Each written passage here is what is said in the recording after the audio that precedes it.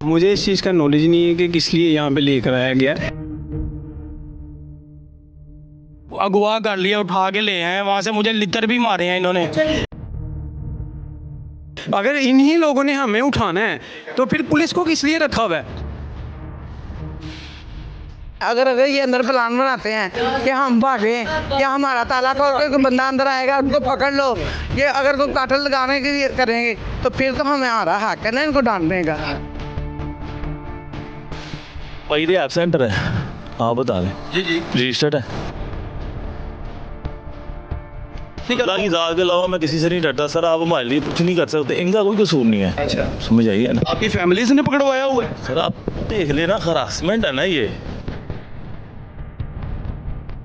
Foundation out है ये secretary के साथ, 45 दिन से ज़्यादा वो नहीं रखते। कोई किराएदार आपके घर में आ जाता है एक कमरे के लिए, आप उसकी रजिस्ट्रेशन करवाती हैं थाने में? बिल्कुल करवाते हैं। तो इसकी क्यों नहीं हो सकती?